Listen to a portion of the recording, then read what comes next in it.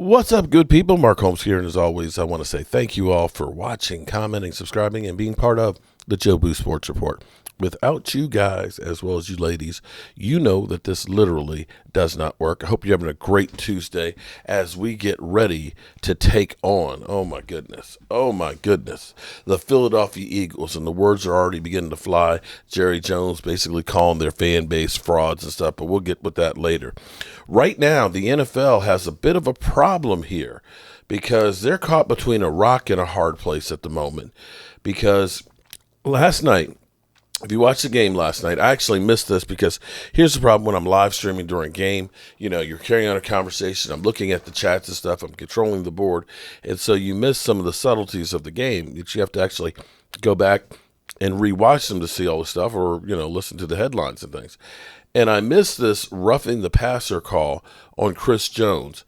And this is where Micah Parsons literally tweeted out, you know, he's like, you know, what are you supposed to do? You might as well go ahead and call it 7-on-7 because you end up protecting the quarterback above and beyond, you know, and this is literally one where the NFL is getting a lot of flack for.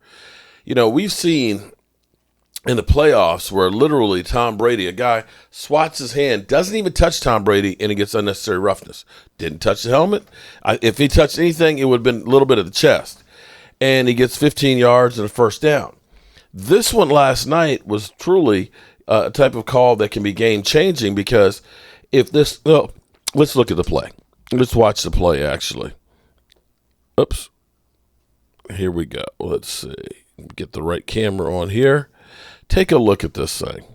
So we have Chris Jones on the outside rushing in. He knocks the ball loose, gets it in his hand, and falls on Derek Carr. Just keep watching.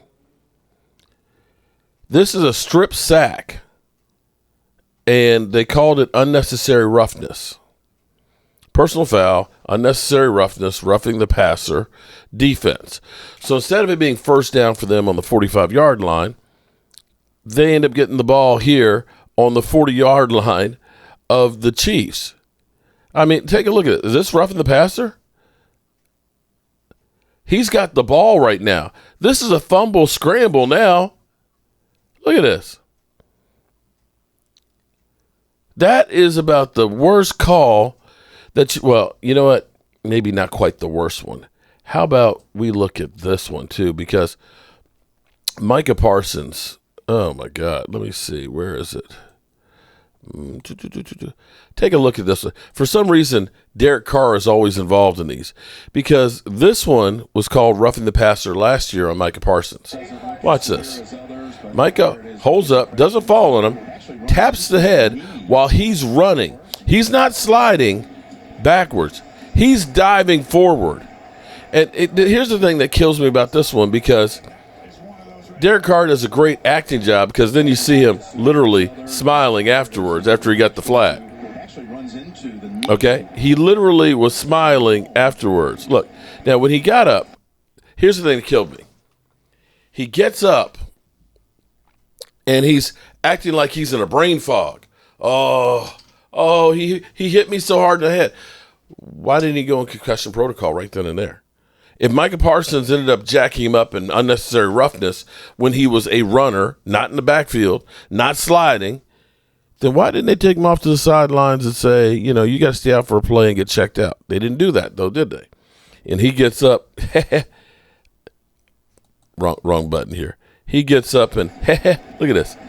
He's like, oh, he's slow getting up. Oh, woe is me. And then you see him there smile. Yeah, I got away with that one. But this is, I understand the problem for the NFL because you want to let them play without losing quarterbacks. Quarterbacks are the stars of the league. We get that, you know, you don't want to lose every quarterback. If they played like they did in the 70s and 80s with the way guys are now, you wouldn't have any quarterbacks at the end of the season. If you go back and watch videotapes of like Crunch Course, and you see the hits or watch the doomsday defense, every other play would have been an unnecessary roughness call today's football. Now, understand, Guys are bigger, faster, and stronger than they used to be, so they may be delivering a worse blow. But I'm telling you, the blows that they used to send back in the days were hell.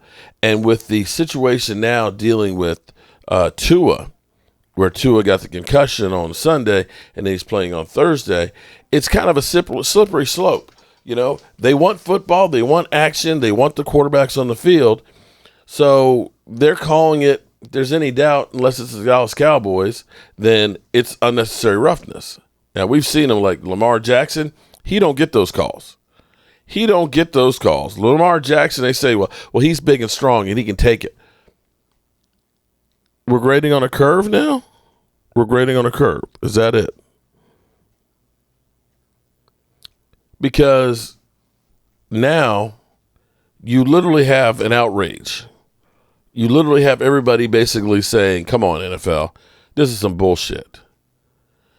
And it's not even called even across the board.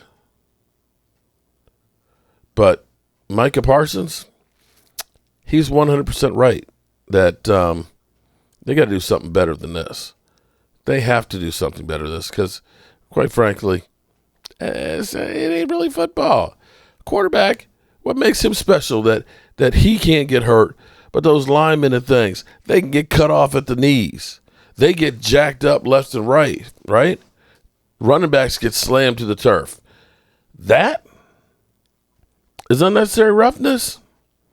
That's some bull diggity. Whew. Well, it's back to the workshop I go. We got more stuff to do for you channel members as well as other orders that you guys have made. And there's not enough hours in the day to get it all done. Let me say, as always, I appreciate each and every one of you guys, as well as you ladies. And it's Eagles week. Program note. I believe tomorrow night, me and Philly 500, dual live stream. We'll be talking about this bet. I'll have my response ready for tomorrow night. And we'll see. I'm not really a believer yet of the Philadelphia Eagles. They got to show me. They got to show me something because I don't believe it just yet.